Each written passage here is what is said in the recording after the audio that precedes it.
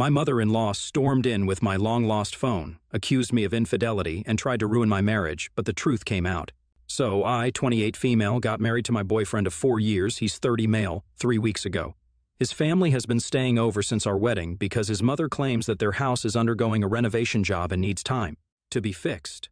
I wasn't too happy about this, but my husband and I were supposed to leave for our honeymoon in a few weeks anyway, so I didn't put up much of a fight. Before the wedding, my mother-in-law, 54 female, and sister-in-law, 25 female, had been civil with me, and even while we were dating, they'd been quite nice to me. I'd never had any problems getting along with them, so I didn't expect the wedding to change that either. But suddenly, once I got married, they did a complete 180 and started acting like I wasn't a new member of their family but their personal helper, and expected me to wait on them all the time. They'd been living with us since a week before the wedding, and even then, they'd been relatively easy to live with, so I was very surprised by the way they were treating me after the wedding. All of a sudden, for the first couple of days, I did everything they asked of me, but then I realized that it would only get worse if I bent over backwards for them, and I was really tired of working all day for them. So after 5 days, I told them to help themselves because I can't just drop everything I'm doing to help them do mundane tasks that they definitely know how to do themselves. I'm not going to constantly wait on them or clean up after them all the time because I've been gracious enough to let them live with me. But I'm not going to go out of my way and do things that they, as my house guests, are fully capable of doing for themselves. Like they'd asked me to heat up food for them to snack on at least 5 times a day even while I'm working. And they know how to use the oven. They'd leave wrappers and clothes all around the house, and I'm sure it was on purpose. So I put my foot down and told them that I was not doing any more than what was required of me for them.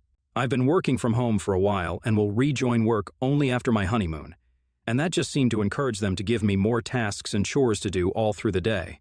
On top of that, they'd always nitpick when it came to meal times and would tell me that I needed to work on my cooking skills, even though my husband, or even anyone else for that matter, has never had any problem. My husband's not working from home and he hasn't been around to see how his family, his mother and sister in particular, are treating me. His father-in-law was still as entitled as the women of his family, but at least he didn't talk down to me. He just didn't talk to me at all unless he wanted me to do something for him. I did try to tell my husband about this a couple of days back, but he seemed so tired after work that I felt bad even bringing it up with him. He's also really close with his family, so I didn't want to say anything against them just a couple of weeks after our wedding. Not without proof at the very least. After I told them that I wasn't going to wait on them and they had to clean up after themselves if they wanted to stay here, they became considerably colder towards me and wouldn't even speak to me unless my husband was around.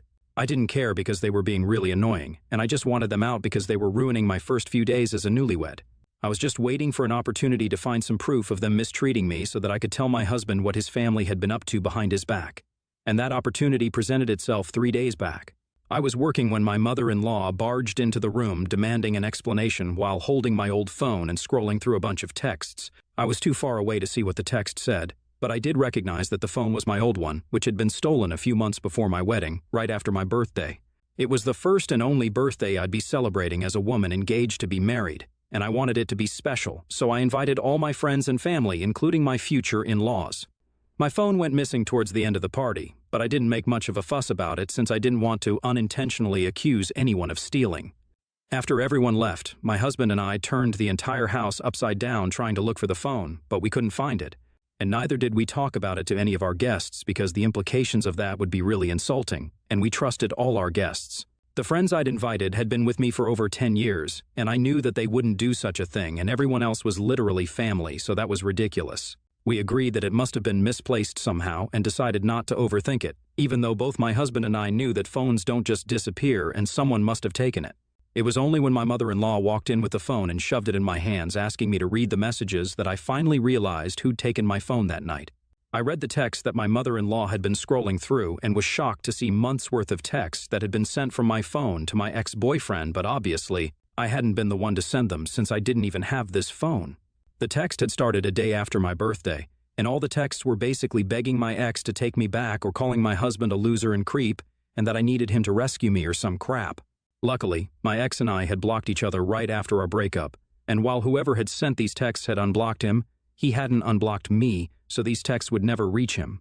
My sister-in-law walked in after that, smirking very smugly, and told my mother-in-law right in front of me that she was 100% sure that I'd been trying to win my ex back even after my engagement, and said that they needed to tell my husband immediately so that he could get this marriage annulled. I knew instantly that this was all being orchestrated by my sister-in-law and maybe my mother-in-law as well, so instead of losing my temper, I kept my cool and decided to start recording this entire conversation. I had to use my laptop since taking my current phone out would be too risky.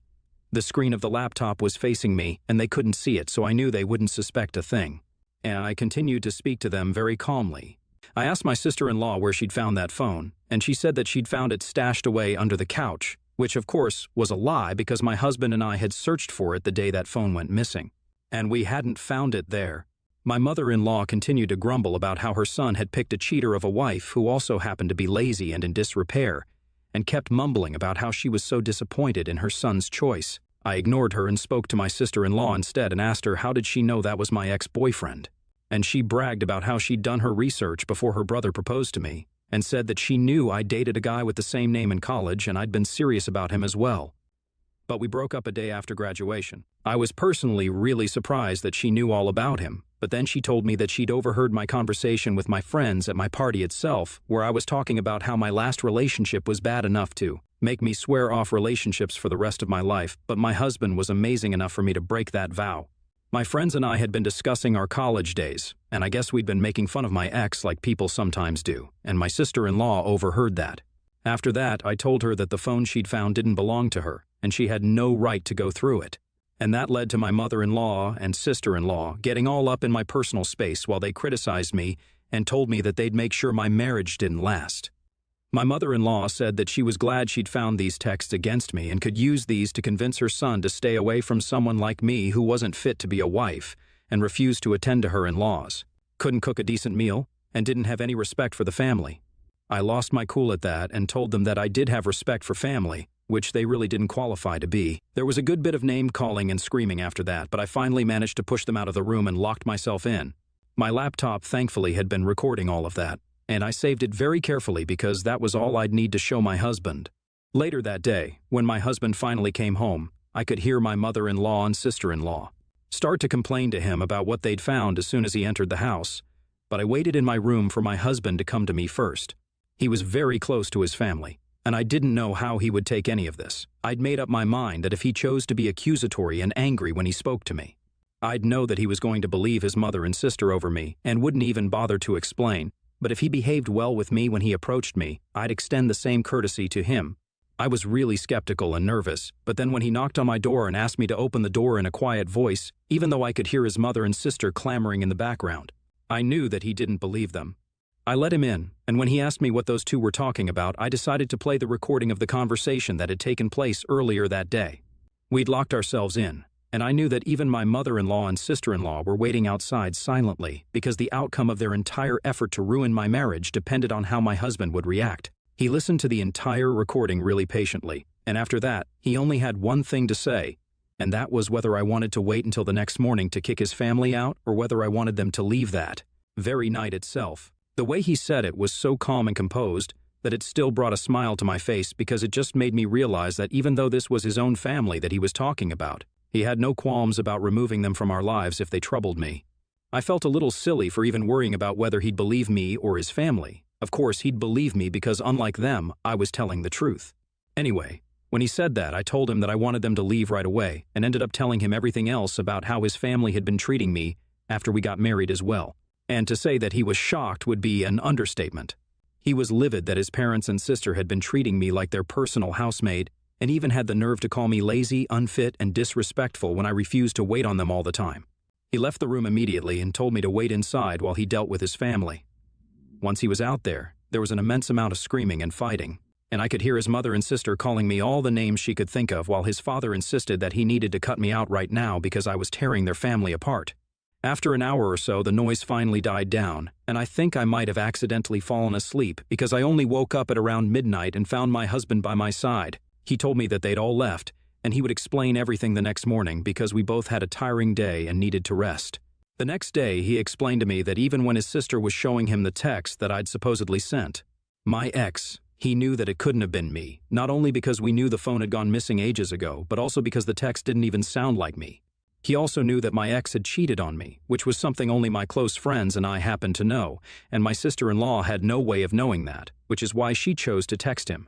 And that was a huge mistake on her part because everyone who knows me well knows that I would never go back to him, even if he was the last man on earth. He trusted me implicitly, but he also wanted to know what exactly had happened earlier that day, which is why he decided to come talk to me after he saw those texts instead of confronting them and kicking them out instantly. He was very put off by this sudden change in his family's behavior, just like I'd been initially, since they'd been nice and civil to me in the beginning, but now they changed completely for no apparent reason. He told me that after I told him how his family had been treating me for the past few weeks, he couldn't control himself any longer and knew that he had to get rid of them. He'd seen his father pushing his mother to quit her career to commit to becoming a full-time stay-at-home mom, and he was afraid that they were trying to force me into the same lifestyle. He told me that he didn't have a problem with me wanting to become a stay-at-home wife, but he wanted it to be my choice, not his family's. He was glad that I'd stood up to them, nevertheless, and apologized for making me feel as though I could not come to him with this problem, even though that wasn't exactly his fault. We talked about what to do next, and he said that he wanted to go no contact with his family until they apologized to both of us sincerely. I was okay with that decision so far because it's his family, his choice of how to deal with them. I obviously wasn't going to speak to them or attend any of their events anyway after this, and neither would he unless they apologized, or maybe even then. So, this morning, I was talking to my mother about what had happened, and filling her in on the events of the past few weeks. My dad had a work emergency, and so they'd been really busy after my wedding, which is why she hadn't been able to keep in touch, and I couldn't update her. When I finally did tell her that my husband was cutting his family off for me, I thought that she'd be happy about it, but instead, she started telling me that I was in the wrong here somehow. She said that I'd just been married for a few days, and instead of trying to be more manageable and accommodating, I was being disrespectful towards my in-laws. She told me that now that I was a married woman, my work came second, and my relationship with my family and in-laws came first, so I needed to apologize to my in-laws for overreacting. My mother believes that the reason my sister-in-law even pulled that stunt with the phone and the text was because of how disrespectful and self-involved I'd been to them because they were my family now. I couldn't believe that she wasn't taking my side even though she was my mom and had also been a working woman in the past, so she of all people should be with me on this.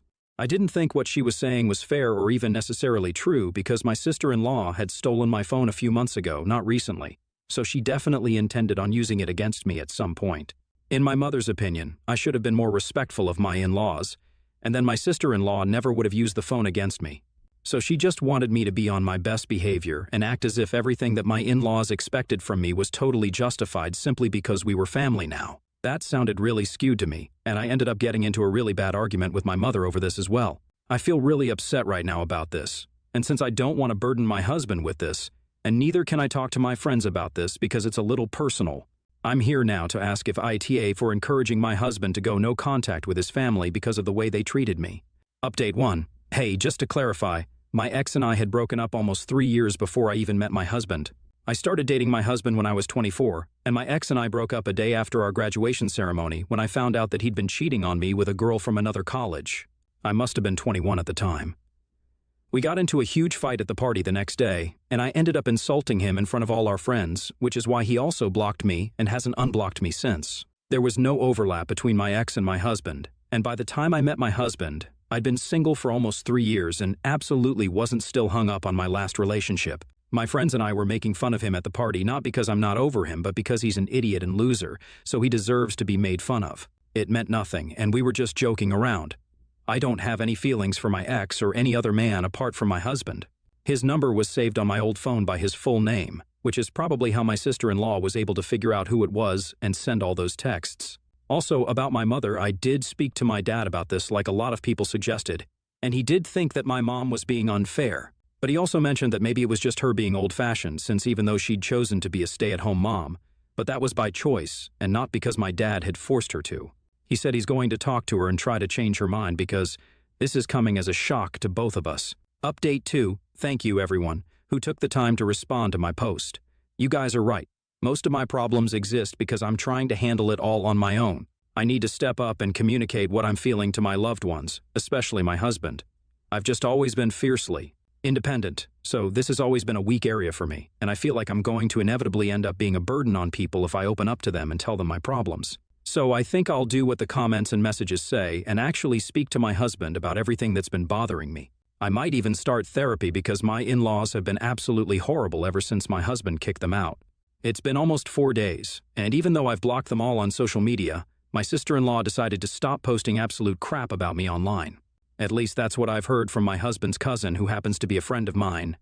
It's gotten to the point where a lot of my husband's relatives have all removed me from their socials. I don't know what she's been telling them, and I don't know if my husband knows about any of this either, but I'm going to talk to him when he comes back today.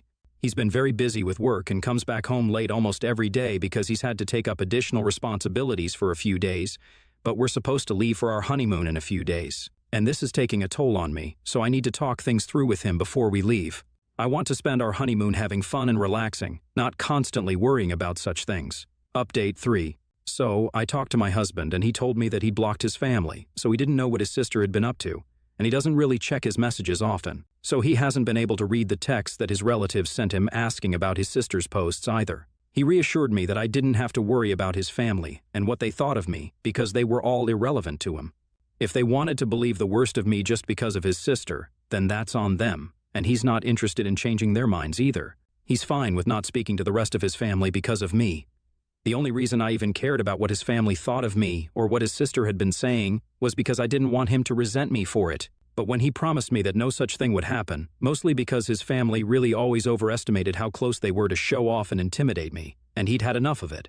He said that he never had any intentions of choosing his family over me anyway, and neither would that ever change because I was the most important person in his life. And really, that's all I wanted to know. I also told him about what my mother had said, and he told me that she might come around later, and she might. But even if she doesn't, I know that my dad and my husband are on my side no matter what. And as long as that's the case, I'm ready to deal with whatever comes my way.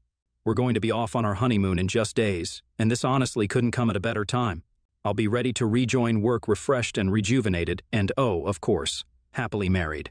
Thank you, everyone here, for all the sweet messages and the advice.